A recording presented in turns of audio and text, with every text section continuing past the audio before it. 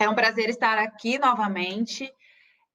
Nós falamos um pouco sobre equipamentos de proteção individual dentro daquelas aulas de protocolo de Covid-19, do que mudou no atendimento com a pandemia, com o novo coronavírus.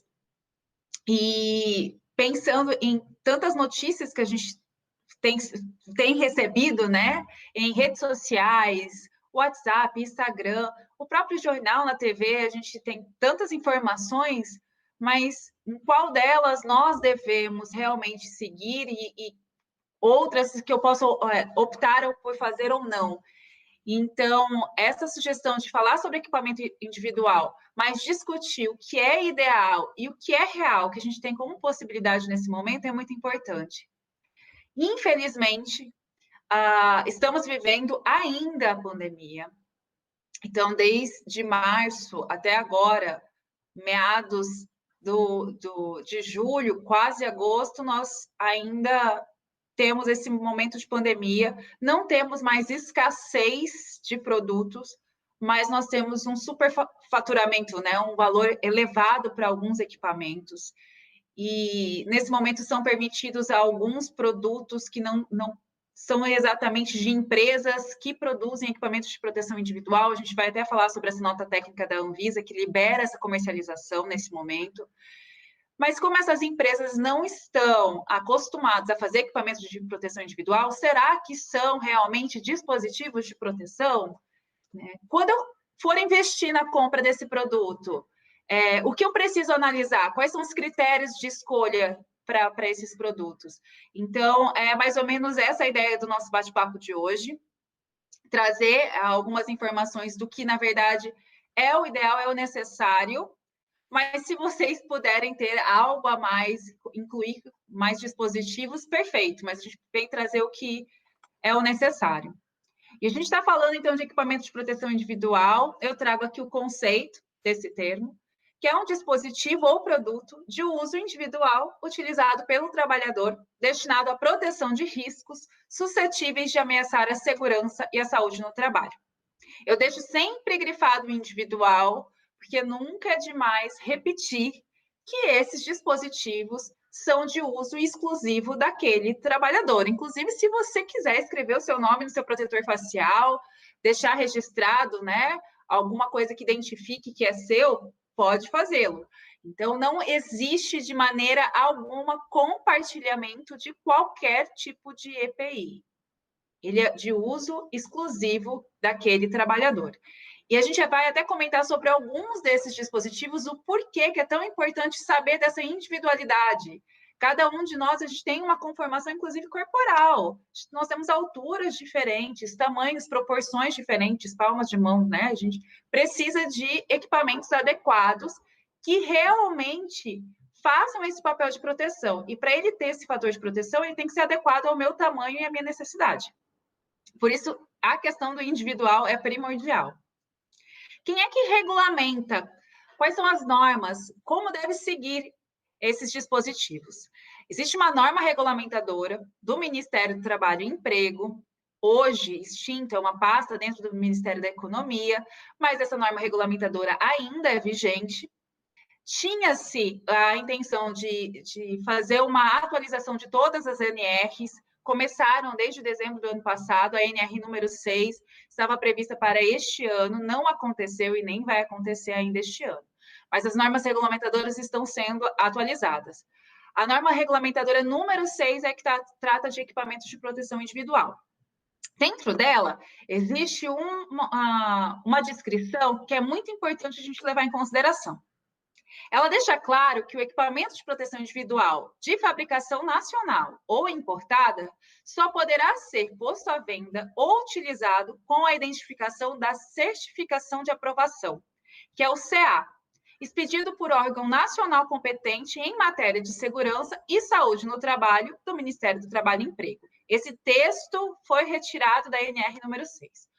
Por que ele deixa isso ali em destaque? Porque para ser considerado um dispositivo de proteção, esse equipamento precisa passar por uma série de testes que realmente vão comprovar que ele vai oferecer uma proteção.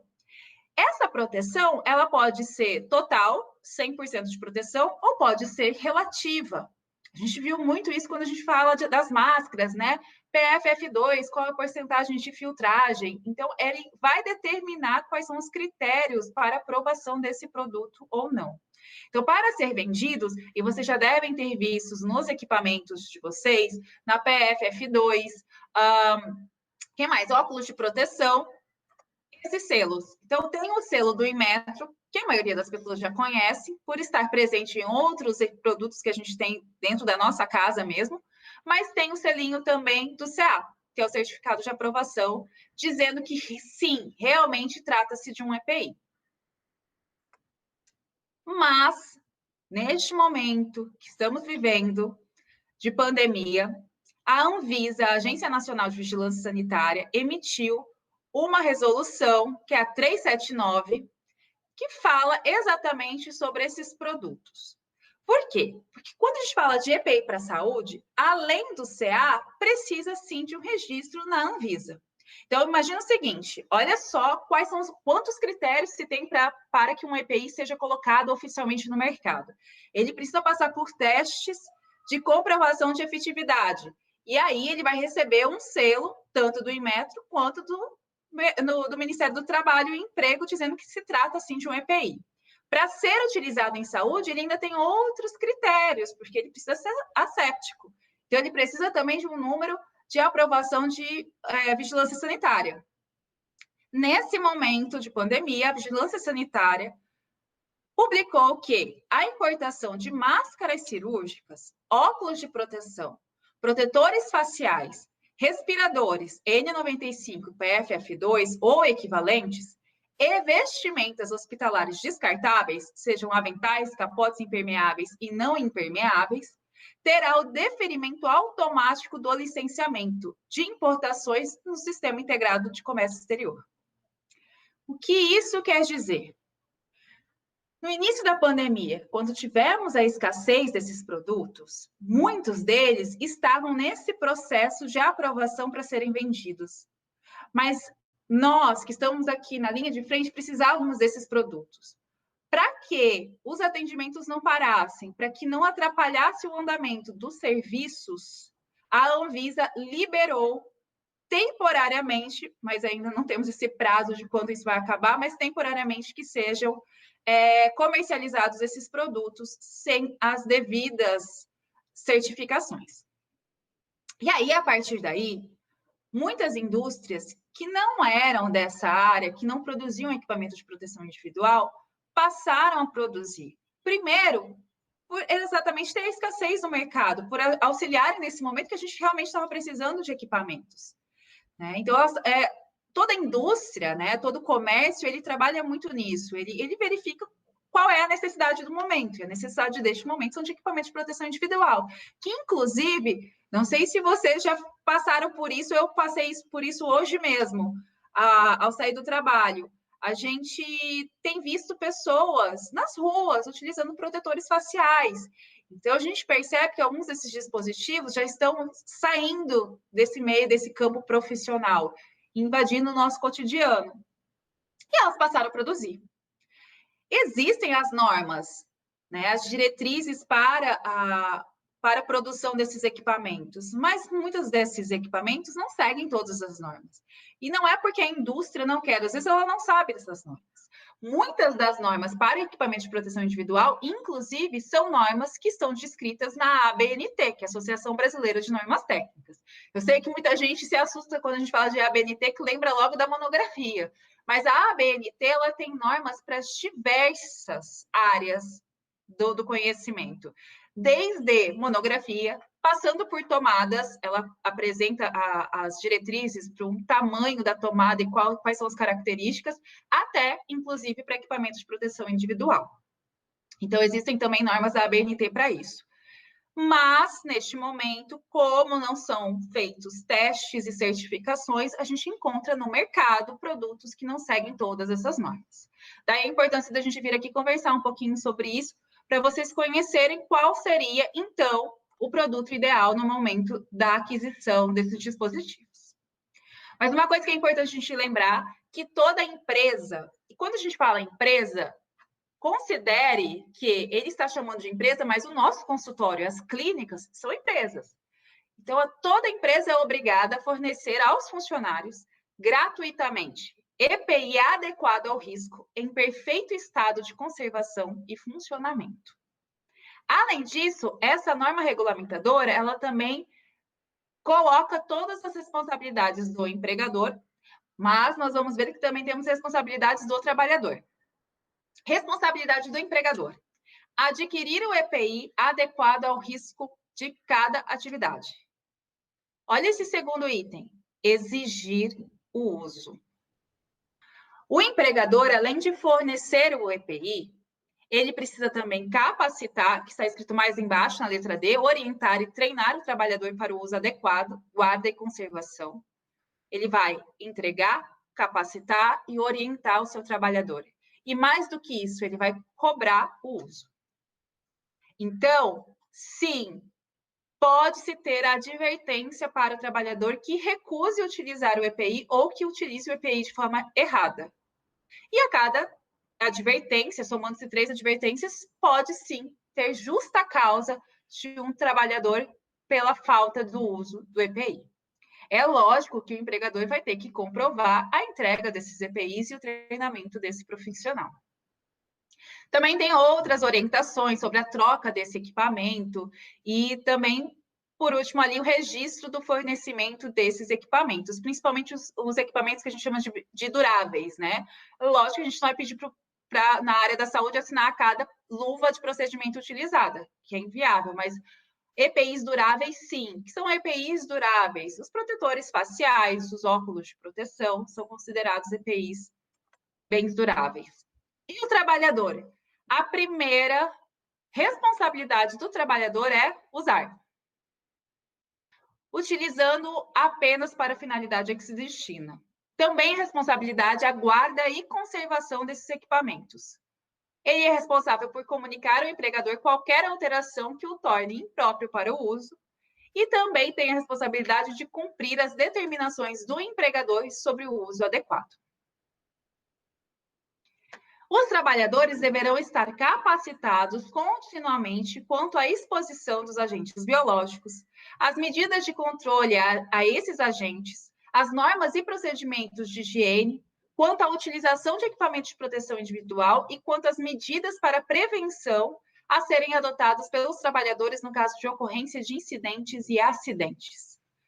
Todas essas informações devem ser, sim, consideradas como educação permanente e anualmente devem ser reciclados os conhecimentos e comprovados a partir de documentos de certificados contendo data, carga horária, o nome da pessoa que ministrou o curso e os ministradores deste curso para a nossa área, né, para os profissionais da saúde, deverão ser profissionais que são dessa mesma área, então profissionais da saúde, com conhecimento dos riscos inerentes aos agentes biológicos. Então, eu já aproveito nesse momento para fazer uma pausa e parabenizar vocês que estão aqui conosco, vocês que estão assistindo essa aula, que além de estarem adquirindo conhecimento, também poderão comprovar essa capacitação sobre o uso de equipamentos de proteção individual, mostrando que sim, vocês se preocupam, além do cuidado com o paciente, mas com a sua saúde e com o cuidado que a gente tem dentro desse ambiente de serviço. Eu trago aqui essa imagem com o nosso tema de hoje, só para deixar claro que o tema EPIs, né, equipamento de proteção individual, ele é muito extenso na área da saúde. E serviços odontológicos podem acontecer em diversos ambientes. Então, a gente deixou claro que a gente vai falar dos EPIs para o atendimento. Por quê? Porque a gente tem EPIs específicos, por exemplo, para os profissionais que ficam no CME, na Central de Material Esterilizado. Nós temos equipamentos específicos para os profissionais que estão no serviço hospitalar. Temos EPIs também para quem trabalha em centros radiológicos, odontológicos, então nós temos os aventais pulvíferos. São outros EPIs que estão todos, lógico, são fontes de uso dentro da odontologia, mas nosso objeto de hoje são para os atendimentos clínicos odontológicos. A gente vai focar nesses EPIs, que são exatamente esses que estamos discutindo nesse momento de pandemia, a forma de utilização, até porque os outros continuam as mesmas orientações e as mesmas diretrizes. Nós vamos dividir os equipamentos por área de proteção. A gente vai falar da cabeça, membros superiores, membros inferiores, tronco e aí sim olhos e face. Não tem uma ordem lógica, a gente divide por uma ordem didática. Então, a gente vai começar por proteção da cabeça. Na proteção da cabeça, a gente tem os toucas ou gorros. Qual é a finalidade, né? A finalidade da touca e do gorro é cobrir a cabeça e as orelhas, protegendo a cabeça do profissional dos aerosóis e da contaminação de transmissão aérea, acaba protegendo também o paciente das quedas de fios, e elas podem ser confeccionadas de diferentes materiais, desde que esse material permita a oxigenação do couro cabeludo. A orientação é que sejam descartáveis. Então, nós temos esses modelos descartáveis, e quando a gente fala descartável, é exatamente isso. Usou, descarta em resíduo infectante. Ah, mas eu tenho alguns que são de tecido, são personalizados, inclusive tem até o emblema da minha empresa. Não pode? Oficialmente pode, né? Eles podem ser de material reutilizáveis. Mas, para isso, esse material deve ser de fácil lavagem e desinfecção, e você precisa ter em número suficiente para a troca. Então, se você optar por utilizar touca ou gorro, você vai precisar ter um para cada paciente, que é a orientação que a gente tem nesse momento de pandemia. Realizar a troca desses EPIs a cada paciente. A não ser que você tenha em número suficiente, você não vai optar por utilizar esses gorros. Mas, nesse momento, nós vimos alguns colegas nas redes sociais, principalmente, utilizando esse dispositivo. Ele é comumente conhecido como capuz, mas dentro da área de equipamento de proteção individual, de segurança do trabalhador, nós chamamos de balaclava. Originalmente, a balaclava ela é utilizada para proteção e prevenção de riscos químicos. O que não quer dizer que ela não tenha sido usada na área da saúde. Sim, ela já foi utilizada na área da saúde. Inclusive, em 2014, se vocês procurarem os registros da Anvisa, nós temos um documento que foi produzido aqui no Brasil, que era um plano de contingência para emergência em saúde pública relacionado ao vírus Ebola.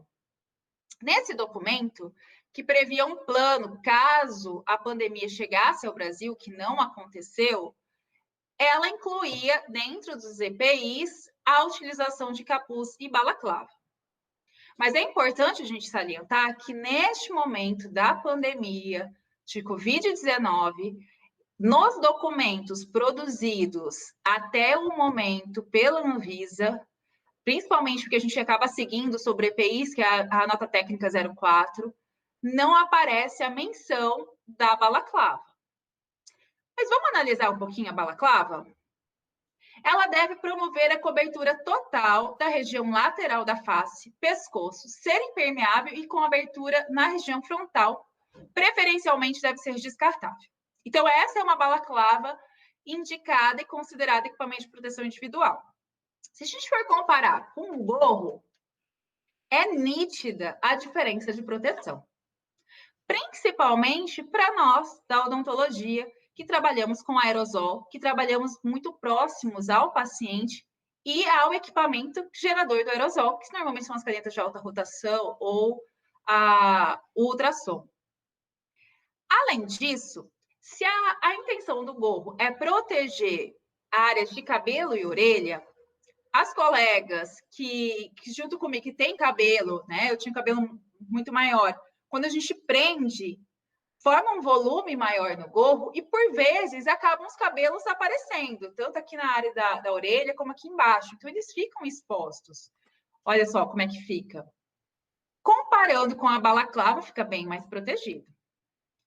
E aí você pode até conseguir um gorro maior que cubra tudo. Mas olha a região de pescoço e do colo, como fica exposto. né? Então, a balaclava, a gente começa a considerar, a gente passa a analisar que realmente, né, pode vir a ser um EPI que a gente vai tornar como rotina, desde que utilizado corretamente. O que significa ser utilizado corretamente? Ser de uso único, colocar e descartar de forma correta, né? Porque a proteção que ele oferece realmente é superior ao gorro ou à touca. Agora, fiquem atentos aos modelos de balaclava. Eu trouxe aqui essas imagens, se vocês perceberem, é a mesma modelo, porque é do mesmo fabricante, e ela tem nessa fábrica esse outro modelo aqui. Não. Se a nossa intenção é proteger, lógico, além dos cabelos e orelha, mas aproveitar que ela tem essa cobertura de pescoço e colo, então a gente não vai utilizar esse primeiro modelo, e sim o segundo, que oferece uma proteção maior. Então, esse é o primeiro ponto que a gente vai falar do ideal, né? O real são os gorros, que a gente encontra facilmente, e o ideal seria uma proteção muito maior e mais efetiva que as balaclavas elas oferecem. Proteção de membros superiores. Sobre proteção de membros superiores, a gente vai falar de luvas. Sobre as luvas, nós não tivemos mudanças significativas, mas já que estamos falando de equipamento de proteção individual durante os serviços, a gente precisa sim citá-las. Então, elas devem ser de boa qualidade e usadas em todos os procedimentos. Constituem uma barreira física eficaz que previne a infecção cruzada e reduz os riscos de acidentes. Quais são as luvas de procedimentos indicadas para atendimentos odontológicos? São as luvas de látex, mas para aqueles que possuem, né, têm alergia ou vão atender pacientes que possam eventualmente ter alergia, temos a luva de nitrilo também.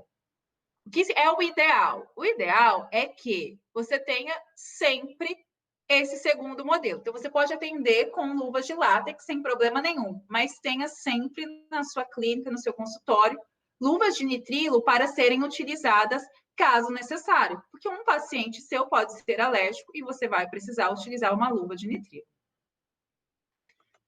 Além disso, nós temos também as luvas cirúrgicas, que são estéreis, e tanto a luva de procedimento quanto a luva cirúrgica é preciso observar o tamanho dessas luvas.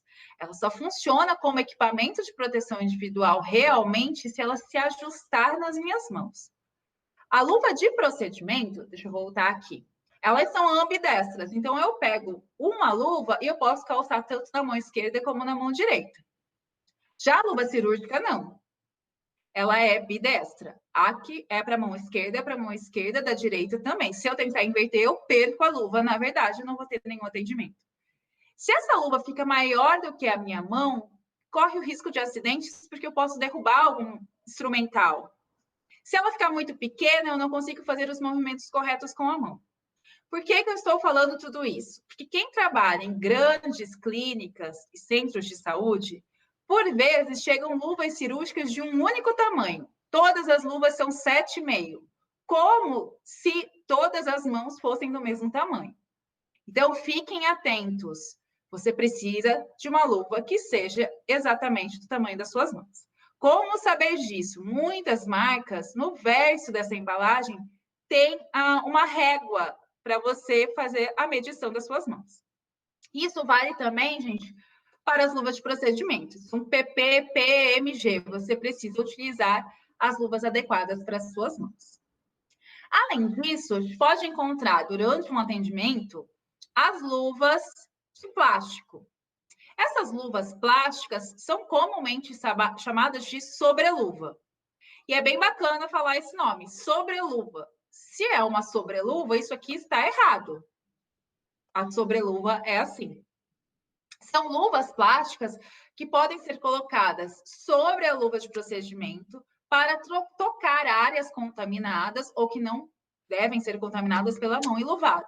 Então, eu preciso abrir uma gaveta, pegar o material que ficou ali dentro e eu já estou com as mãos calçadas com a luva de procedimento, você pode realizar o uso da sobreluva. Vejam o que eu disse, você já está com a luva de procedimento. Use a luva de plástico como sobreluva. Se você já está para iniciar uma cirurgia, está com uma luva estéril, jamais você vai poder tocar nada, nem mesmo as luvas de plásticos, porque elas não têm todo esse cuidado e esse tratamento para que seja feito esse contato. Então, as luvas plásticas são utilizadas nesse sentido. E aí eu coloco aqui para vocês só porque a gente tem falado muito sobre o cuidado de limpezas e das superfícies entre um paciente e o outro, para lembrá-los que neste momento de troca dos pacientes, que serão utilizados produtos saneantes e desinfetantes, que são produtos químicos, o profissional precisa estar todo paramentado, com proteção de olhos e rosto, com máscara e com luvas adequadas. Essas luvas são as luvas de borracha. E aqui eu coloco 3 cores, na verdade, só para deixar caracterizado, né? Uma luva, e aí você escolhe uma cor para essa luva, vai ser destinada para o expurgo, para limpeza de instrumentais, para a central de material esterilizado. Ela só tem essa finalidade. Uma segunda luva, um segundo par, tem uma cor diferente, inclusive para você não misturar, vai ser usada para a sala clínica, para limpeza e desinfecção das superfícies, na troca dos pacientes. E um terceiro par de luvas de borracha para você utilizar em outras áreas da clínica. Então, na recepção, no escritório, para fazer toda a descontaminação. Não pode ter mistura, troca desses espaços. Outra coisa importante, essas luvas de borracha também são EPIs, por isso são individualizadas. Se hoje você trabalha, mais de uma pessoa utiliza o expurgo para limpeza de instrumentais, cada uma deve ter a sua luva. Então, pega uma caneta dessas permanente, escreve o seu nome na luva e mantenha guardada. Uma questão importante sobre essas luvas. Quais são os cuidados que precisam ter com essas luvas? Terminou todo aquele processo que você está fazendo de limpeza manual nos instrumentais, você vai ter álcool gel, colocar nas suas mãos enluvadas com a luva de borracha, fazer todos os movimentos de higienização das mãos nessa luva. Depois, você vai retirar essa luva e deixar secar. Mas tem que deixar secar, a gente não usou o álcool gel 70? Sim, o álcool gel 70 na nossa mão, ela é um pouco absorvida e um pouco evapora. Mas nas luvas, por serem borrachas, eles precisam evaporar, a gente precisa guardar um pouco para guardar. Lembra sempre que essa luva está contaminada, então você não vai ficar tocando na luva e depois tocando em rosto, em outras partes do corpo. Essa luva também tem uma durabilidade, normalmente de 3 meses. Por que de 3 meses? Por 2 motivos. Primeiro, pela contaminação que ela está exposta. Lembra da nossa historinha da escova de dente? A gente fala para o paciente trocar a cada 3 meses. E essa troca a cada 3 meses não é porque as cerdas estão todas abertas, até porque se as cerdas estiverem abertas, é porque ele tem problema na técnica de escovação e precisa procurar um dentista para aprender uma técnica correta. A troca a cada 3 meses é porque aquela escova chegou no nível de contaminação que a gente não consegue mais reverter. Então, ele precisa trocar essa escova. As luvas, por estarem em contato com esse material contaminado, também tem esse mesmo critério. Além disso, a gente vai estar em contato com um produto químico, o detergente enzimático, o álcool 70, e essa borracha vai ressecando. Se eu fico um tempo prolongado com essa luva, esse ressecamento vão abrindo as pontas, correndo risco de perfuração ou que ela se rompa no momento da lavagem dos instrumentais e aconteça um acidente. Lembra sempre de utilizar essa luva durante a limpeza dos instrumentais. O maior número de acidentes acontecem durante a limpeza desses instrumentais, por não utilizar o EPI adequado.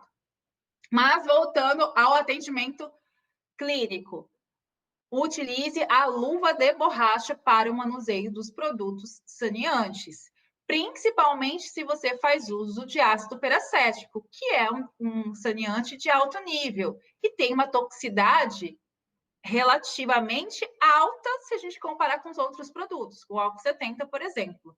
Então, além das luvas de borracha, use também os óculos e as máscaras que a gente vai falar mais adiante. Então, vamos falar da proteção dos membros inferiores. Então, se a gente está falando de membros inferiores, estamos falando agora dos calçados. Os calçados protegem os pés contra quedas de objeto, choques elétricos, agentes térmicos, respingos de produtos químicos e umidade proveniente de operações com uso de água. Eles devem ser fechados, com solado antiderrapante e de uso privativo. Eu sei, muita gente fala que não gosta de usar porque não é bonito. E eu não vejo isso como justificativa. Na verdade, a gente tem que encarar como um equipamento de proteção. Ponto. E é preciso ser utilizado. Além disso, ele possui algumas configurações ergonômicas para melhorar o nosso desempenho durante o atendimento. Então, não tem um salto significativo, o salto é ortopédico, ele é antiderrapante, o que nos dá maior segurança durante o procedimento. Só que tem um detalhe aqui. Eu coloquei 2 modelos. O modelo, ele é de uma espécie de couro, né? Um couro sintético. O segundo modelo é o que todo mundo chama de croque, é um plástico mais rígido. Lembra que o EPI é individual? Pode ser que alguns trabalhadores se adaptem muito bem no croque. E o croque tem que ser esse, tá? O todo fechado. Mas outros profissionais não vão se adaptar tão bem e precisam de um sapato um pouco mais confortável, precisam do outro modelo. Então, eu coloquei aqui 2 modelos, mas existem vários modelos de calçados que são EPIs, e é importante que você encontre aquele que você mais se adapte. Mas vamos supor que você não encontrou algum que você se adapte, que te incomoda e machuca, que é coisa séria mesmo, você não está conseguindo e você resolve que vai usar um tênis ou um sapato, né, diferente. Parecido com esse, que é fácil lavagem, cuidado, tá, mas você tem que encarar o seguinte, esses calçados vão ser utilizados só no seu ambiente de trabalho. Você pode sair de casa com o calçado que você quiser. Quando você chegar na sua unidade de saúde, você vai trocar pelo calçado que a gente passa a chamar de calçados privativos. Esse calçado vai ser substituído e você vai usar só dentro do seu consultório. Por quê? Você vai evitar levar contaminação da sua casa para dentro do consultório e 2, contaminação do seu consultório para casa. Além disso, se o calçado que você optou para usar não for impermeável, você tem que tomar o máximo cuidado e utilizar, então, os propés. Não é o ideal, mas se você não estiver usando um calçado que é indicado como EPI, o uso do propé é recomendado, principalmente para que você não corra o risco de uma contaminação maior. Os propés, inclusive, nesse momento, são sendo indicados para os pacientes ao entrarem dentro da sala clínica, para que também não tenha essa troca de contaminação cruzada pelos calçados. Ah, mas essa contaminação pelo calçado é significativa? Pode ser. Tudo depende, né? Porque pode ser, se você mora na sua casa, tem crianças muito pequenas que brincam muito no chão, que ficam o tempo todo no chão, que inclusive se você distrair, ela está brincando com o seu sapato, sim, é significativo. A gente tem que pensar muito nisso. E daí a importância do cuidado com o calçado e da preferência que ele seja privativo.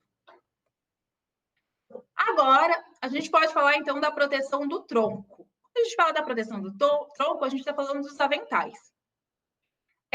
A gente chama muito de jaleco, né? Mas quando a gente lê os manuais da Anvisa, ela usa essa nomenclatura de avental. Eles devem ter mangas longas, tecido claro e confortável, podendo ser de pano ou descartável, para os procedimentos que envolvam o atendimento a pacientes. E impermeável nos procedimentos de limpeza e desinfecção de artigos, equipamentos ou ambientes. Deve ser usado fechado durante todos os procedimentos. Até o momento da pandemia, nós estávamos acostumados com os aventais, com os jalecos de tecido. E agora a gente parou para analisar e perceber os problemas, né, de se utilizar esse avental de tecido. Porque o avental de tecido, na realidade, ele é considerado uma barreira, ele não é um EPI.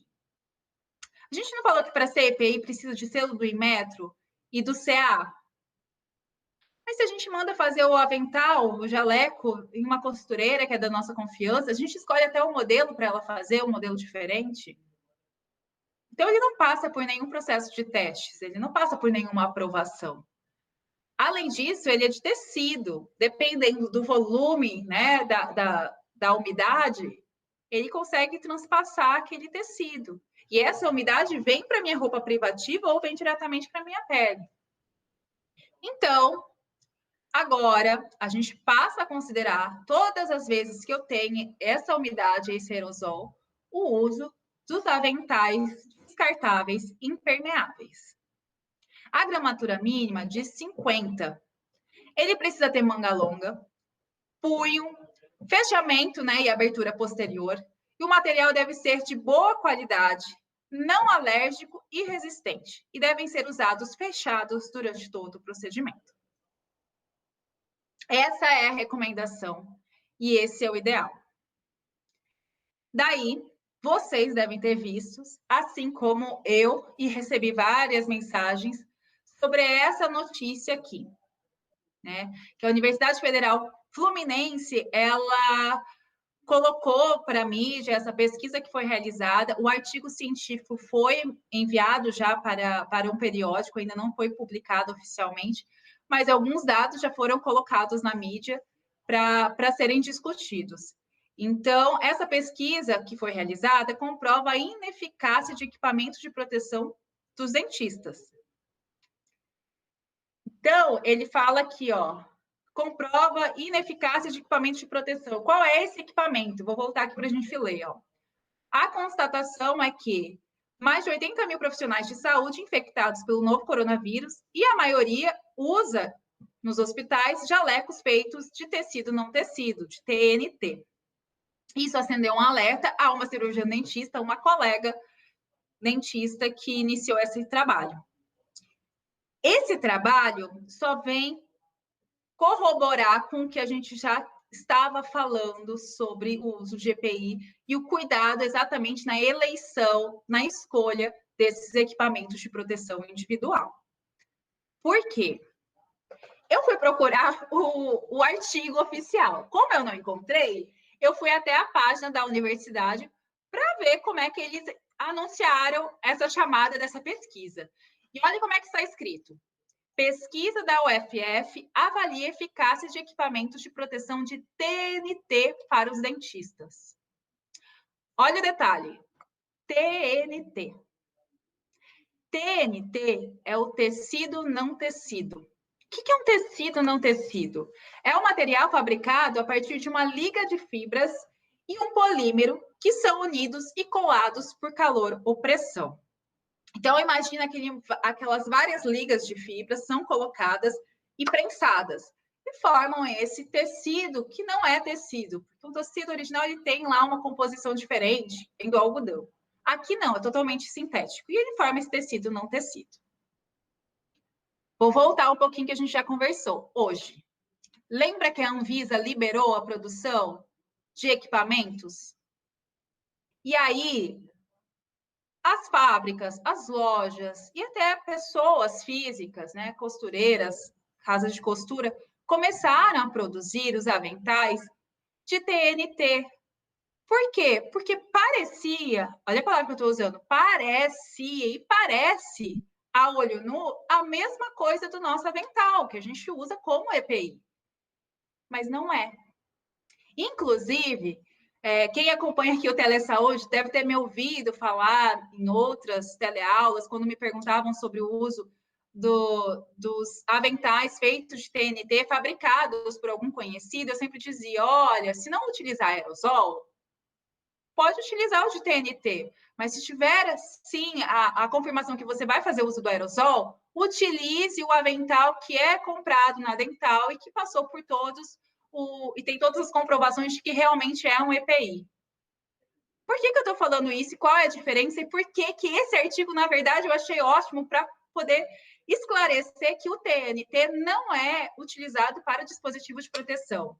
Porque as pessoas não prestaram atenção que ao adquirir os aventais, que sim, já vem com registro, que a gente comprava já desde antes da pandemia para realizar cirurgias, por exemplo, eles possuem isso aqui, ó, que eu deixei até para ler agora, para não dar o spoiler para vocês. Eles devem ser um material que vai proporcionar barreira antimicrobiana e terem testes de eficiência de filtração bacteriológica. O que isso quer dizer? É que esses dispositivos são feitos de um material chamado SMS. e não de TNT. Aparentemente, a olho nu, parece a mesma coisa, mas não são a mesma coisa. A gente acabou de ver que o TNT são as fibras que são acopladas sob pressão. O que é o SMS, então? O SMS, ele vem de uma sigla em inglês que significa Sponge Bond, Melt Blow e Spoon Bond. Então, é como se fosse um sanduíche de duas camadas idênticas que são impermeáveis, com uma outra camada filtrante no meio. Por quê? Porque da mesma forma que eu tenho umidade vindo aqui da minha área, do meu serviço, pelos aerossóis, nós também produzimos umidade. Dependendo do procedimento, aumenta a adrenalina, a gente começa a transpirar. Se o filtro fica úmido, eu perco o poder de filtragem. Então, eu tenho que proteger esse filtro. E por isso que ele tem essas duas camadas de proteção. O SMS ele deve atingir resultados de filtragem bacteriológica com a eficácia de filtragem de partículas de até superior de 98% e bacteriológica 95%. E aí eu encontrei em um dos fabricantes essa imagem que fica bem mais fácil para a gente mostrar e entender o que seria isso. Então, ele tem as duas camadas que ali estão como brancas, que seriam as impermeáveis, e no meio, aquela outra camada cheia de tramas é o filtro bacteriológico. Então, outra imagem que facilita bastante a gente ver o que isso significa é essa do filtro. Para ser considerado um dispositivo de proteção individual, esse avental ele precisa ser produzido por SMS. O SMS, além de me garantir a impermeabilidade, ele garante também a filtragem e a proteção também bacteriológica e de partículas. Por que partículas? Porque o bacteriológico ele fez teste para bactérias, mas quando ele faz de partículas, ele está prevendo as outras formas de micro-organismos de acordo com o tamanho desses micro-organismos. Então, é importante que, ao adquirir o produto, verifique esse quesito. E aí, isso justifica... Não vou usar essa palavra justifica. Isso esclarece o porquê que aqueles jogos de campos cirúrgicos que nós adquiríamos antigamente por R$15, passaram a ser vendidos por R$35, R$40. Né? Porque começou a ter uma escassez desse produto que não é tão simples assim de ser fabricado. E é lógico que às vezes as importadoras e as fábricas acabam se aproveitando desse momento. Mas vejam que não é um TNT, não é um material comum que a gente encontra numa loja de tecidos. É um material testado e que é produzido e deve ser, inclusive, produzido dentro das empresas, porque ele garante, inclusive, que ele vem estéril, para você utilizar sem nenhum risco, principalmente quando se trata de cirurgias. Dito isso sobre aventais, a gente pode falar de outra questão que apareceu também agora com frequência, principalmente nas redes sociais, que é a utilização dos macacões. Os macacões também não eram originalmente utilizados para risco biológico, mas sim para substâncias químicas e com riscos de agentes térmicos. Mas, em 2014, naquele plano de contingência de vírus Ebola, a Anvisa considerou, sim, a utilização dos macacões. Para a utilização desses macacões, dentro desse plano de contingência, ela coloca todos esses critérios para serem considerados macacões de proteção. Então, eles devem ser impermeáveis, com capuz de elásticos, mangas longas e punhos com elásticos. O tornozelo também deve ter elástico e o fechamento pode ser por zíper ou velcro e deve cobrir todo o pescoço. Ele também deve proporcionar barreira antimicrobiana efetiva. Então, ele também deve ser de SMS. E são descartáveis, assim como o anterior. Todos esses materiais de SMS, mas inclusive de TNT também, ele não permite, ele não é recomendado que se faça lavagens, né? Que você faça imersão em água e movimentos de tentar fazer uma limpeza. Essas fibras não resistem a esse tipo de movimentação. Por isso, todos eles devem ser descartáveis após o uso.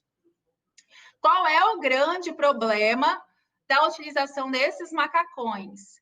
Que a vestimenta e a retirada não é tão simples. Então, precisa ser tomado muito cuidado para que não aconteça contaminação neste momento, que o profissional não se coloque em risco nesse momento. Quais são as orientações para que se diminua esse risco?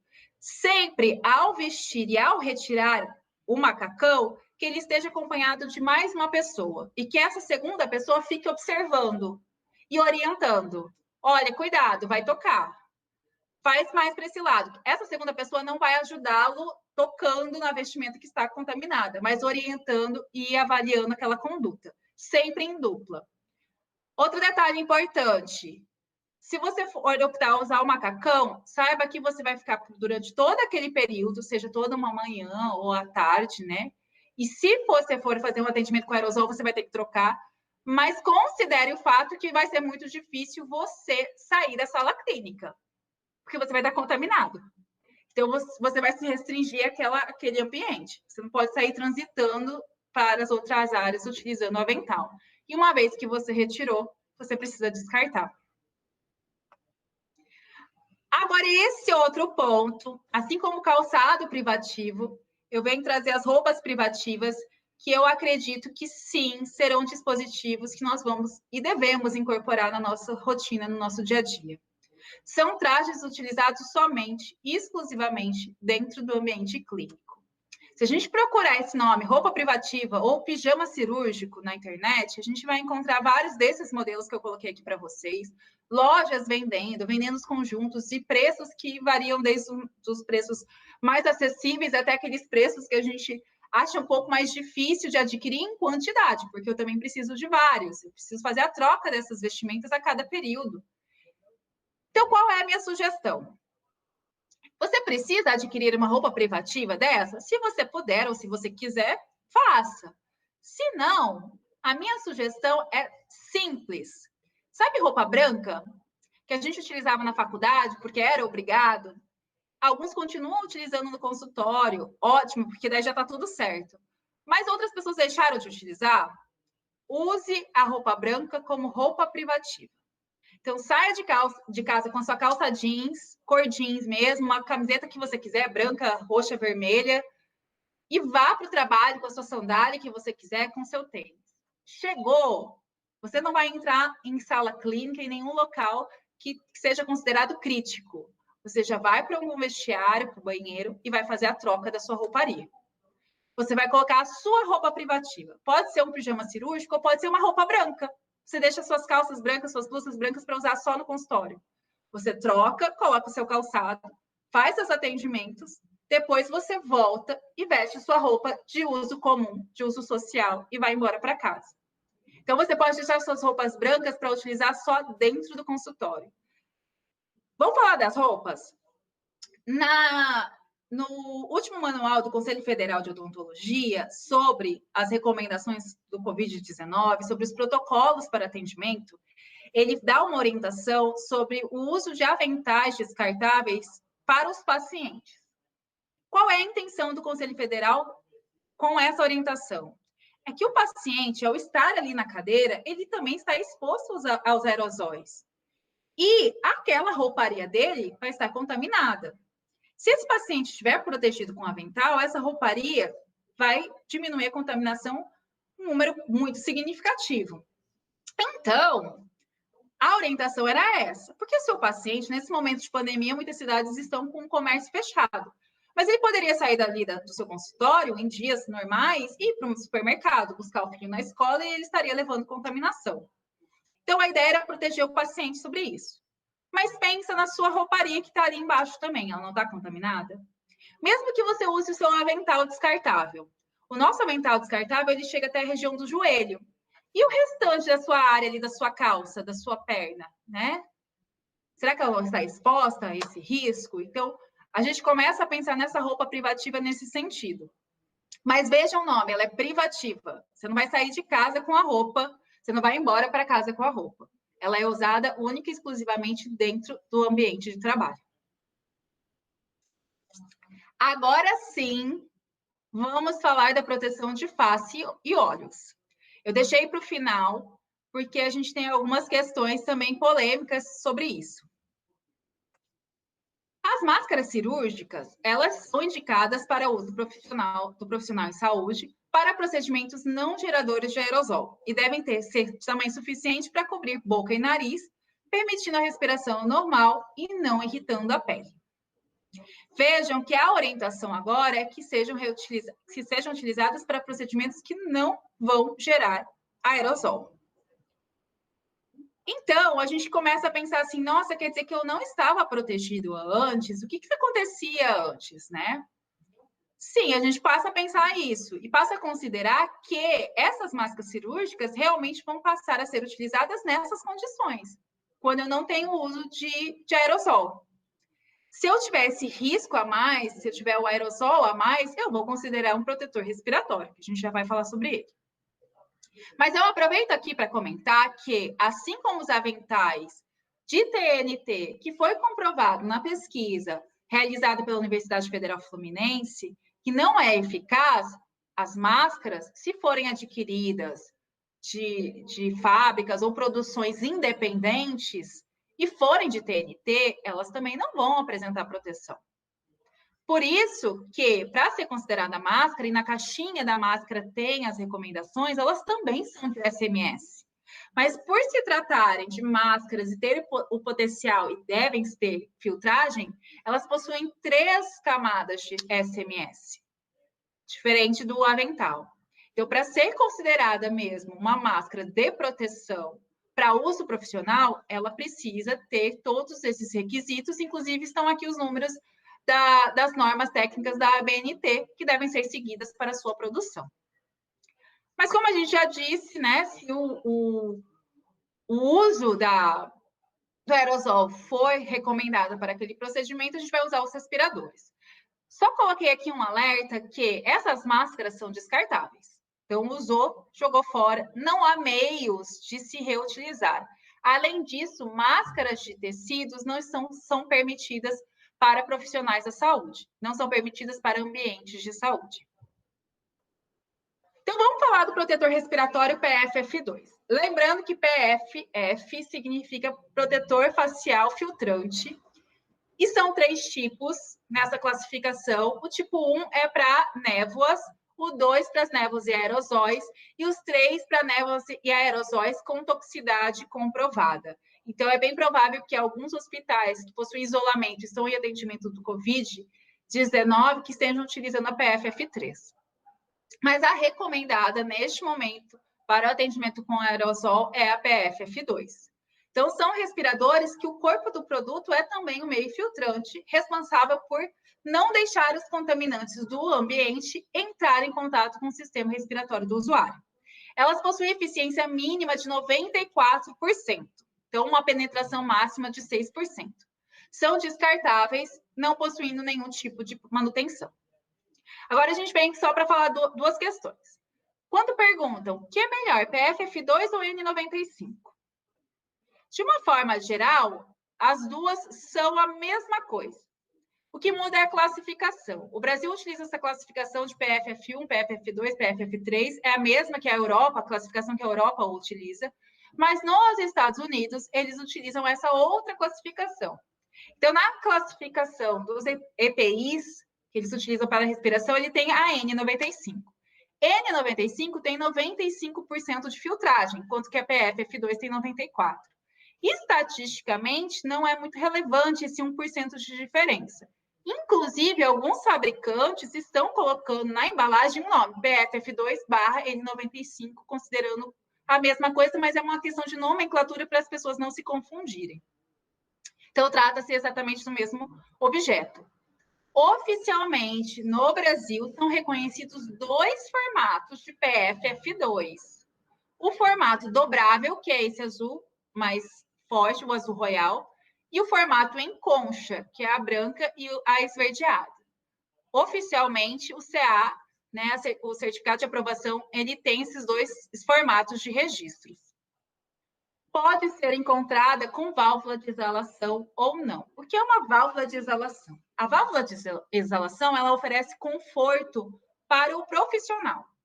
Então, ele respira o ar filtrado e, ao exalar aquele ar, ele sai facilmente por essas válvulas. Essa válvula é indicada para os profissionais que trabalham sob o risco químico. Então, por exemplo, aquele profissional que trabalha com pinturas, né? Ele usa tintas, vernizes e tem uma toxicidade que ele precisa se proteger. E aí ele precisa soltar aquele ar com facilidade para respirar facilmente. Ótimo. E eu estou deixando esse exemplo de risco químico porque alguns colegas devem ter encontrado a PFF2 disponível à venda em casas de material de construção, porque é um dispositivo de proteção utilizado por outras categorias profissionais também. Mas para a área da saúde, existe uma preocupação sobre a utilização desses filtros, sobre a utilização, dessas válvulas. Por quê? Nesse momento que nós estamos vivendo da pandemia, que a transmissão é comunitária e que 80% das pessoas que tiveram contato com o vírus podem ser transmissoras, apesar de não terem nenhum tipo de sinal ou sintoma da doença, então todos somos suspeitos, né? Todos podemos ter a doença. Se eu estou respirando ar filtrado, mas estou soltando esse ar que sai pela válvula sem filtro, eu estou me protegendo, mas eu não estou protegendo as pessoas que estão ao meu redor. Então, a orientação é que não sejam utilizadas em saúde a válvula de exalação. Quais são as orientações, então?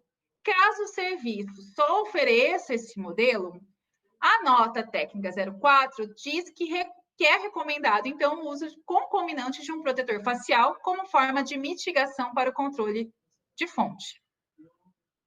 Existem também alguns colegas que acabam utilizando uma máscara cirúrgica sob esse respirador com válvula.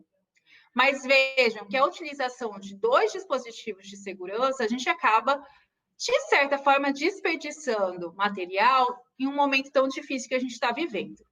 Então, se for possível optar por uma PFF2 que não tenha filtro, é o ideal. É importante a gente observar o modo correto de utilização. A PFF2 ela vai sempre estar em contato com o rosto. Ela precisa vedar. Por isso, os colegas do sexo masculino, os colegas homens, precisam sim estarem com a barba feita para terem uma melhor aderência e garantirem que haverá vedação desse dispositivo. E a gente precisa fazer os testes de vedação. Existe o teste positivo e o teste negativo. É quando eu respiro e expiro e verifico se está tendo vazamento desse ar ou não. Então, eu faço essas 2 etapas. A orientação do fabricante é que esse protetor respiratório seja utilizado no máximo por 4 horas e depois seja descartado.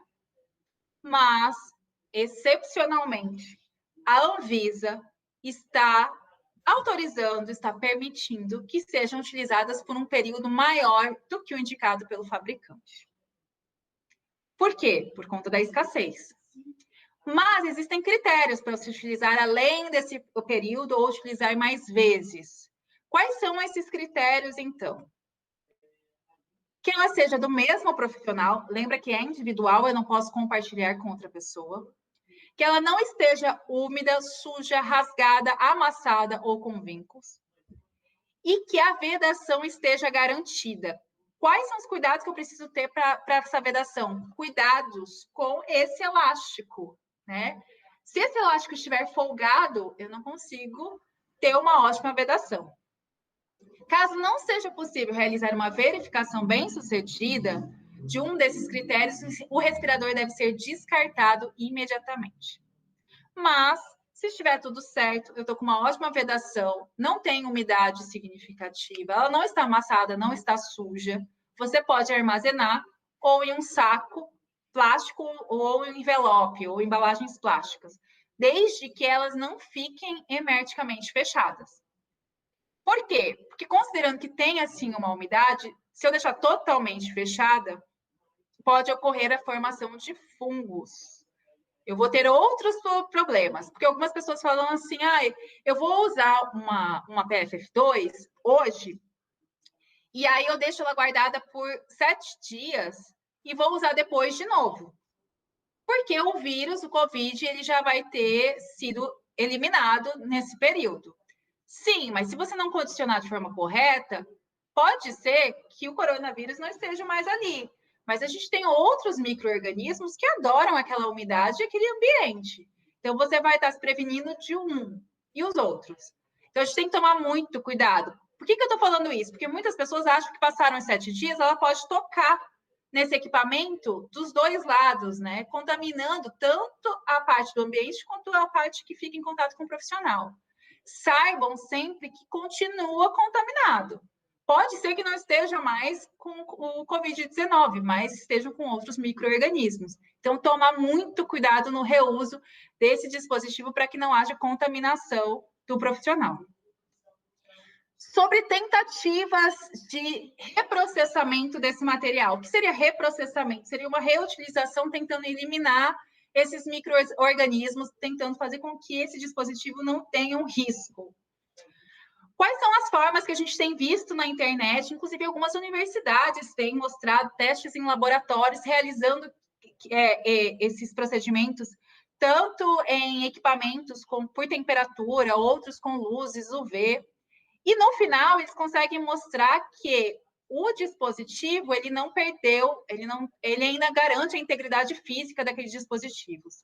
O questionamento aqui da Anvisa é que, tá, tudo bem, você pode até tentar, tanto é que ela coloca ali a nota técnica, manifestação sobre o processamento e reprocessamento de equipamento de proteção individual.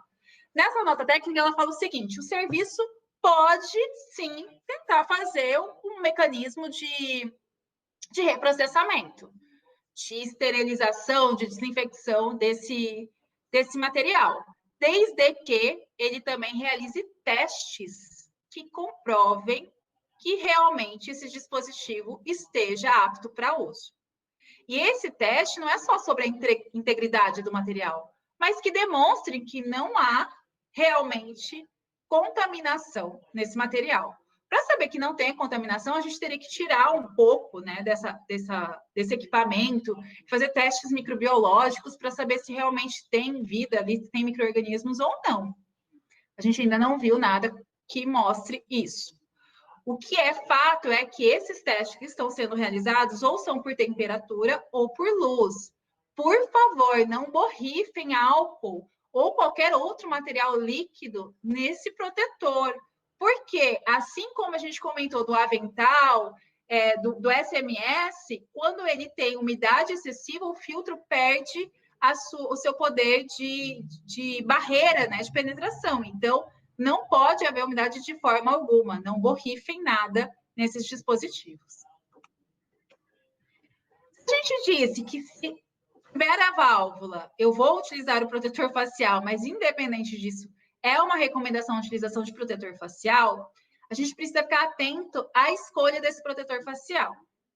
Um detalhe importante é que esses protetores faciais, eles já eram indicados, principalmente quando a gente fala de biossegurança, para aqueles colegas que utilizam óculos de correção e têm dificuldade de encontrar um óculos de proteção que se adapte bem ao rosto. Então, a gente já recomendava esse protetor facial. O protetor facial, enquanto EPI, tem exatamente esse formato na imagem da foto. Ele é fabricado de policarbonato e podem substituir os óculos de proteção, porém não substitui a máscara. Sim, esse formato substitui óculos de proteção. Ele é todo vedado na parte superior, então ele impede a entrada de aerosóis. E o policarbonato, ele fecha na lateral, também protegendo o seu rosto. E ele é de policarbonato. Isso significa que ele tem, sim, é um EPI que tem um uso prolongado, que eu posso fazer os cuidados com esse material, posso utilizar outras vezes. Por que eu estou dizendo para a gente ficar atento? Nesse momento em que a indústria, os fabricantes começaram a produzir protetores faciais para suprir a nossa necessidade, a gente começa a encontrar no mercado alguns protetores que não seguem todos esses requisitos de proteção. Então, a gente encontra protetores, por exemplo, nesses formatos, o que é ótimo, porque ele já faz uma barreira. Não tem problema. A questão é o seguinte, ele não cumpre todos os requisitos. Então, reparem que nesses modelos, durante um atendimento, o aerosol ele vai ter entrada, sim, nessa área superior. Sendo assim, é necessário a utilização de óculos de proteção. Aí vai ter que utilizar os dois. O óculos de proteção só vai ser substituído se eu tiver um protetor facial desses oficiais que tem a regulamentação e todas as condições necessárias.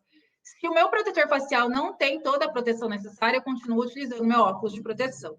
E reparem que esse óculos de proteção que eu coloquei na imagem, ele é vedado de todos os lados. Mas se você usa óculos de correção, existem outros modelos. Óculos de proteção sempre foi um dos equipamentos de proteção individual de menor adesão dos colegas, né? A gente via muita resistência dos colegas para utilizarem. Mas eu costumo brincar que é exatamente a falta de cuidado na escolha desses óculos. Normalmente as pessoas ligam na Dental, me mandam um óculos de proteção. Quem usa óculos de correção ou vai comprar um óculos de sol, a gente só chega na loja e pega, fala para a vendedora, pega o que você tem aí, me dá. Não, a gente experimenta, a gente vê qual se adapta melhor, olha se atrapalha a visão ou não, porque algumas laterais, dependendo da pessoa, podem incomodar. A gente tem que encontrar aquele óculos de proteção que realmente se adapte e que eu consiga utilizar com conforto. Se hoje eu falar assim, olha, eu consegui esse modelo de óculos, o primeiro ali, que é o bem comum, que tem a barra superior. Eu consegui 100 modelos desse óculos e eu vou distribuir para todo mundo aqui. Algumas pessoas vão ficar super bem com óculos, não vão ter problema nenhum. Outras não vão se adaptar de maneira alguma. Então, o óculos de proteção individual, dentro do mesmo serviço, a gente pode ter vários modelos diferentes exatamente por conta dessa adaptação. O importante é que use. Olha só as recomendações agora da nota técnica aqui da Anvisa deste ano. Ela até coloca os óculos de proteção ou protetor facial.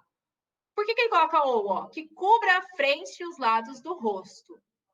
Se o seu cobrir totalmente, você não precisa usar o óculos, mas se o seu deixar aberturas, você precisa usar os dois. Devem ser utilizados quando houver risco de exposição no profissional a respingos de sangue, secreção corporal e excreções. Os óculos de proteção ou protetores faciais devem ser exclusivos de cada profissional responsável pela assistência, devendo imediatamente após o uso realizar a limpeza e posterior desinfecção com álcool líquido a 70%, quando o material for compatível, porque alguns são de acetato, então você tem que tomar cuidado. Dependendo do saneante que você utilizar, ele já muda, já altera, né, a forma que você vai ter de visualização. Podem também ser utilizados hipoclorito ou outro desinfetante. Caso o protetor facial tenha sujidade visível, deve ser lavado com água e sabão detergente e só depois dessa limpeza deve ser feita a desinfecção. Aliás, isso a gente já conversou bastante em outros encontros, que a desinfecção só é possível mediante uma limpeza prévia, a não ser que o seu saneante já faça essa função de limpeza e desinfecção. E o profissional deve sempre utilizar luvas ao manusear esse equipamento. Lembra que ele está contaminado.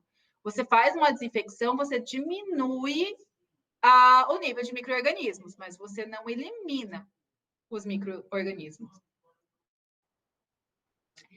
E essa seria uma paramentação completa para os profissionais de serviços odontológicos. E eu vou repetir, essa seria uma paramentação completa para profissionais de serviços odontológicos. Por que eu estou dizendo isso? Porque a paramentação, os EPIs utilizados pelo dentista são exatamente os mesmos que serão utilizados pela técnica de saúde bucal, que serão os mesmos a serem utilizados pelo auxiliar em saúde bucal. Todos da equipe estão dentro do mesmo ambiente, expostos aos mesmos riscos e devem utilizar os equipamentos de proteção individual adequados para esse risco.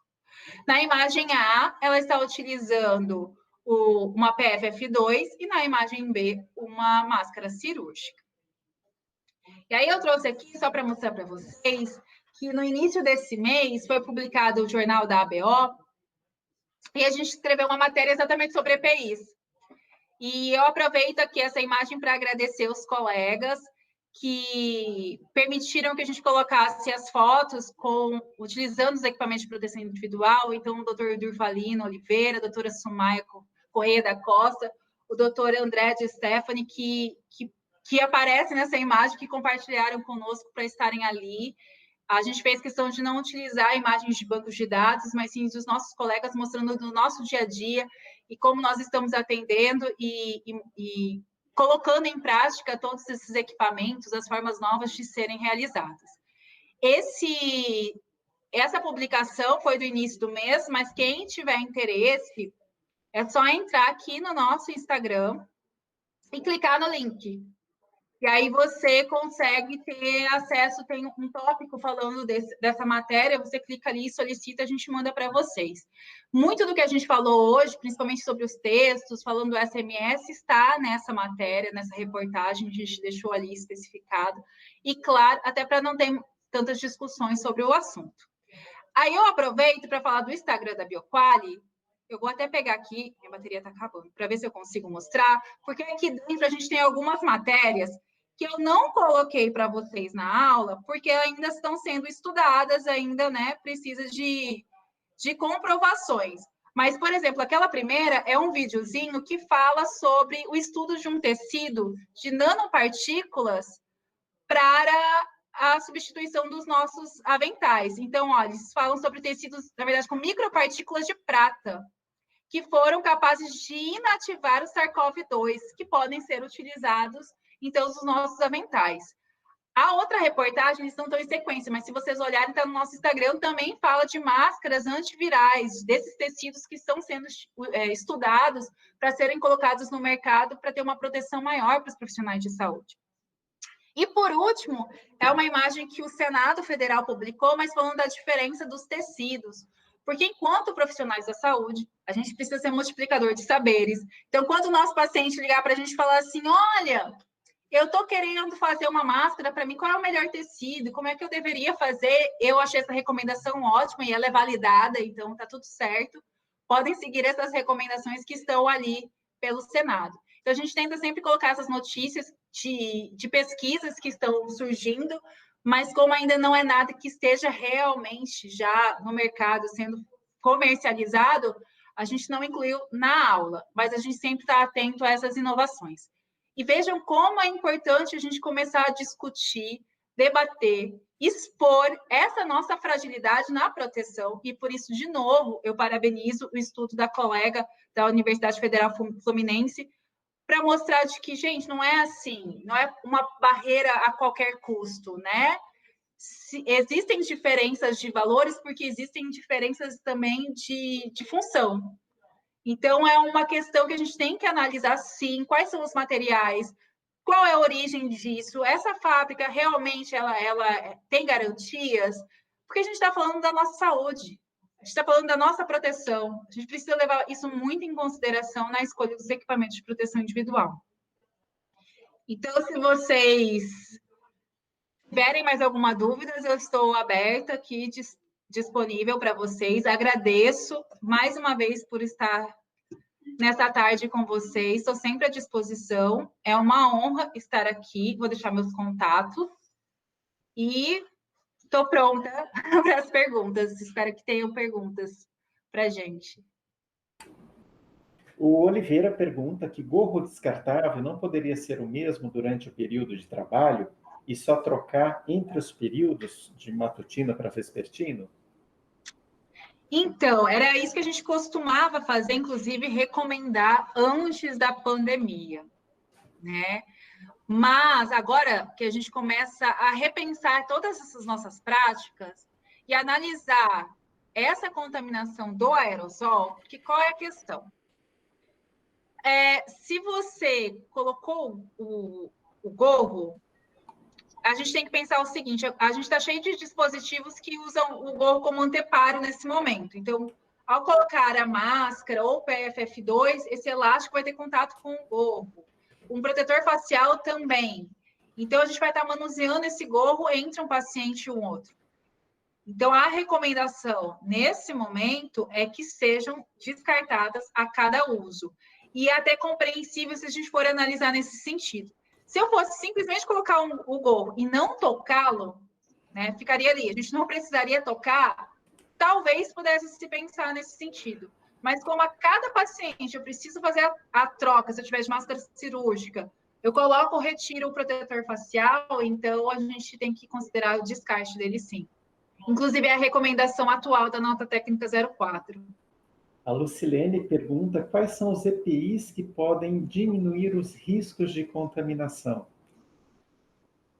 Então, a gente tem que pensar na contaminação, e até é ótima essa pergunta, porque a gente está falando de EPI e equipamento de proteção individual. Por vezes, a gente vê colegas que utilizam ao pé da letra esses dispositivos, utilizam para sua proteção. Mas esses dispositivos, se não forem utilizados corretamente, viram fontes de contaminação cruzada. A gente coloca em risco o nosso paciente. Então, as luvas não são problemas para a gente, né? A gente já sabe, a odontologia, ela é expert nesse assunto, sabe da necessidade da troca de luvas. Mas uma coisa que a gente passou a considerar nesse momento de pandemia foram os aventais. Se a gente reutiliza esse avental entre um paciente e o outro, aquele aerosol do primeiro paciente está aqui na minha rouparia. No próximo paciente, a gente tem esse contato muito próximo com ele. E aí eu estou colocando esse paciente em risco. Então, o avental pode ser um fator de contaminação. Eu não vou falar da luva, porque a gente já falou que elas são descartadas. A máscara, antigamente, se tinha o hábito de retirar a máscara e colocar no bolso do jaleco. A primeira vez que você colocou, tudo bem, mas quando você retira, esse bolso vai entrar em contato de novo com o tecido. Ao recolocar essa máscara, ela contamina novamente. Então, as máscaras poderiam ser também grandes fatores de contaminação. Na realidade, quando a gente usa o dispositivo de proteção individual, a gente tem que sempre que lembrar que, apesar de estarmos utilizando para a nossa proteção, a gente tem que ficar sempre alerta com a segurança do paciente também e evitar essas contaminações cruzadas na utilização. Mas o avental e as máscaras são os principais. É claro que a luva seria, mas a gente nem vai considerar isso sobre a luva. Próxima pergunta. O Oliveira pergunta se balaclavas descartáveis estão presentes no mercado brasileiro. Há diferentes gramaturas? A Kelly nos deu uma dica falando que balaclava você encontra no site da doutora Chica. Eu já entrei no site, realmente tem lá esse site, doutora Chica, para vender. Você conhece de algum outro local, Samara? Olha, gente, tem algumas pessoas, inclusive, que estão fazendo. E é claro que se é uma produção, eu chamo de produção independente, né? Não é uma fábrica oficial, provavelmente estão utilizando TNT. Mas a gente tem que considerar, não vamos ser também tão radicais nesse sentido. O gorro sim é de TNT, o gorro não é de SMS, né? Se a gente for parar para analisar nesse sentido. O gorro é de TNT também. Então, existe na internet, inclusive, os moldes para quem quiser ou tiver disponibilidade, souber manusear e fazer. Mas a balaclava, hoje, se você procurar nesses sites como Mercado Livre ou sites mais específicos, tem. Eu não lembro exatamente. Esse que eu mostrei para vocês, por exemplo, é de uma fábrica. Ele é vendido mesmo em caixas, embaladas, ele é de uma fábrica oficial. Então, depende também do local. Se você for aqui de Mato Grosso, a gente tem uma certa dificuldade com alguns produtos mais novos no mercado. Mas quem mora, e a gente sabe que aqui no Telesaúde de Mato Grosso a gente tem participantes de vários estados brasileiros, quem mora em local, grandes centros, talvez encontre com facilidade. A questão primordial da balaclava, só vou deixar isso como registro, porque o que a gente acabou de falar, se for de TNT, tudo bem, é que ela seja descartada a cada uso. Ponto. Se a gente for analisar friamente, a balaclava era utilizada, como a gente falou, para riscos químicos e até térmicos. Piloto de Fórmula 1 utiliza antes de colocar o capacete. O dele, sim, pode ser reutilizado, não tem problema nenhum, porque não tem risco biológico. Toda vez que eu tenho risco biológico, tem que ser descartável. Então, que seja de material descartável e de uma gramatura que seja pelo menos, então, ali meio parecido como o do avental. A partir de 30, se for 50, melhor ainda. A Yasmin pergunta se o macacão impermeável é lavável. O que você nos diria desse processo? Então, o macacão que é sugerido naquele manual de 2014 é o macacão de SMS. Sendo de SMS, ele não é lavável, ele é descartável. Mas eu já vi, inclusive, fotos de colega com macacão que é impermeável realmente, é de um material plástico que são realmente impermeáveis. Nesse caso, se daí teria que ver o material. Se permitir uma lavagem, e aí lavagem mesmo de enxágue, seria ótimo, mas deve sempre proceder também à desinfecção. Então, fazer a limpeza e desinfecção.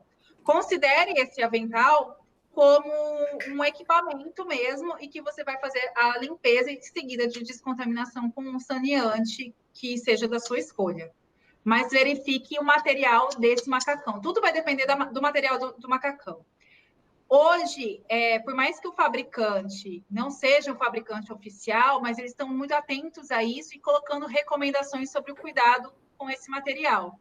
Então, verifique qual é a origem, a matéria-prima, para saber os cuidados ideais. O Oliveira pergunta: em todo reuso da PFF2, tem que ser feito o teste de vedação? Basta Todo. colocar luva e descartar para tal, correto? Todo vai fazer teste de vedação. E é exatamente isso. Para você fazer esse toque depois, você vai estar com a mão enluvada.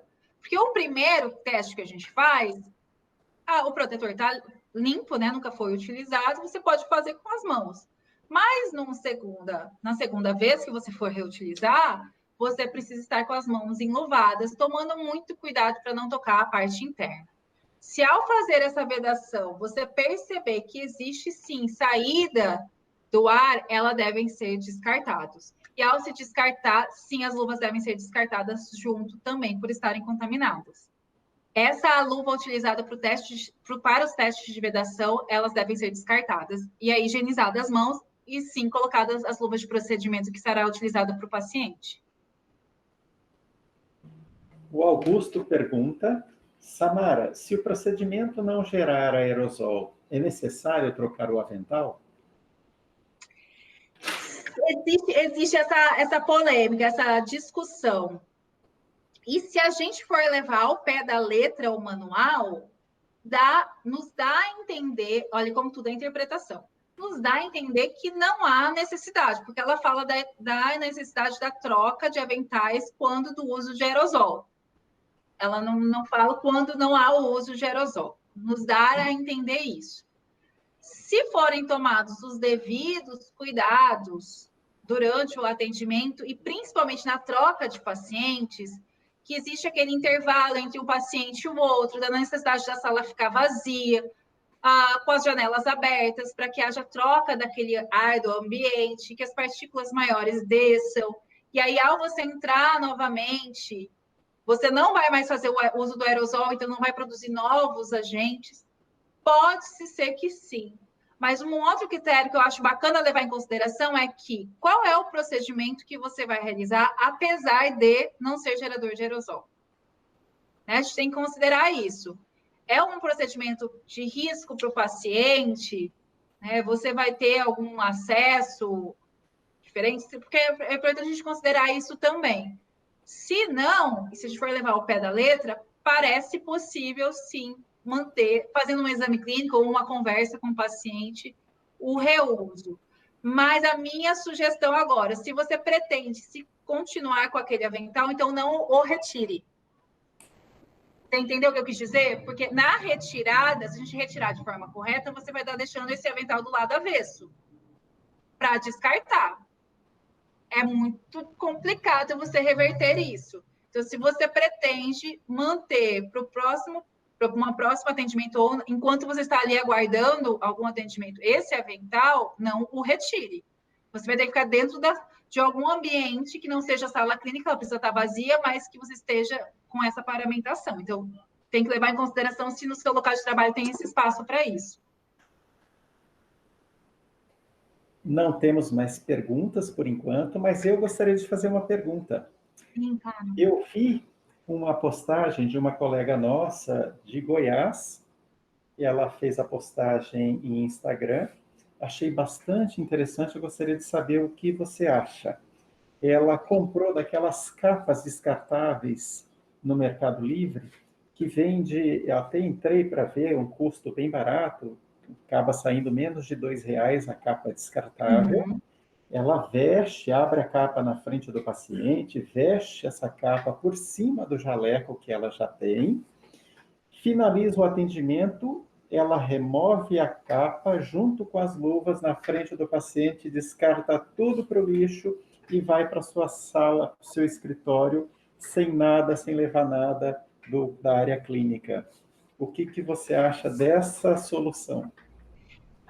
As capas de chuvas, teve um momento no início da pandemia que virou uma polêmica, né? Elas estavam sendo distribuídas em hospitais exatamente pela ausência do avental.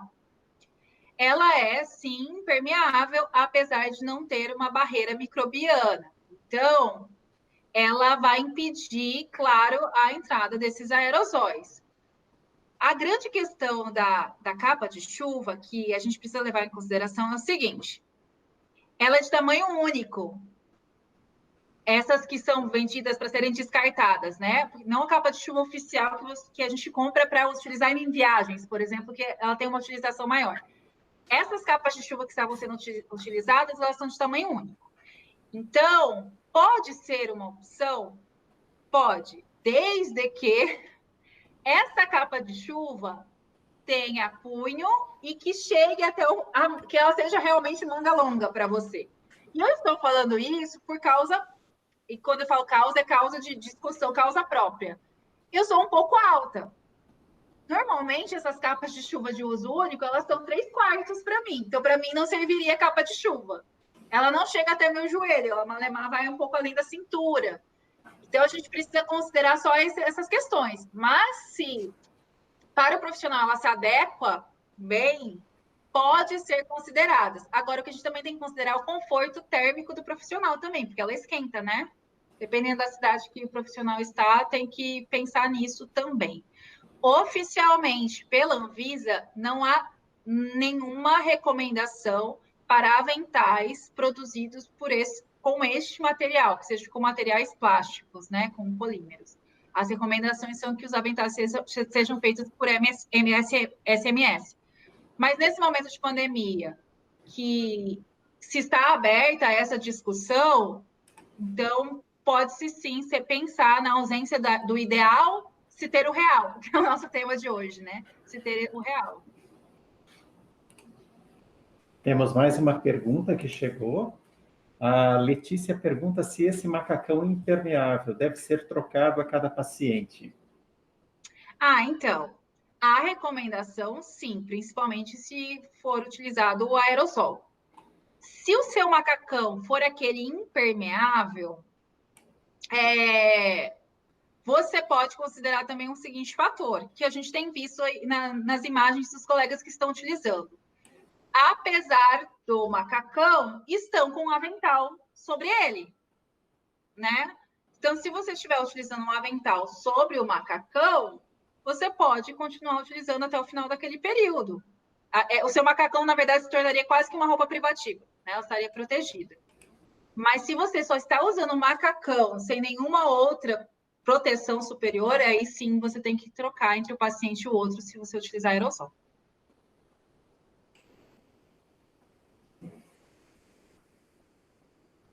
Outra pergunta, Dr. Dino Sani.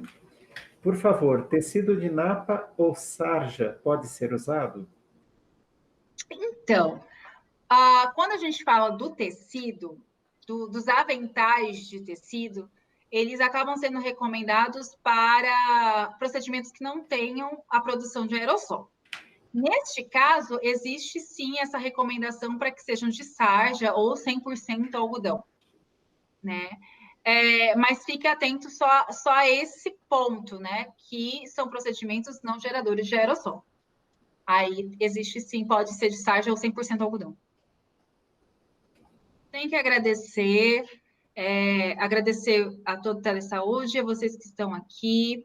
As aulas ficam gravadas, então, se vocês quiserem encaminhar para algum colega, ficarem atentos à agenda do Telesaúde Mato Grosso, então seguir, aqui tem o meu Instagram, mas segue também o Instagram do Telesaúde para saber das palestras, dos cursos, das web aulas que estão sempre acontecendo. Eu fico muito feliz em de uma forma, né, ou de outra, fazer parte de tudo isso, porque é através do conhecimento e através dessa união, dessa discussão que a gente está aqui, que a gente vai superar tudo isso e vamos seguir em frente. Então, eu desejo a vocês muita saúde, que vocês se cuidem, e a gente se vê numa próxima aula. Se vocês precisarem, eu estou à disposição. Muito obrigada.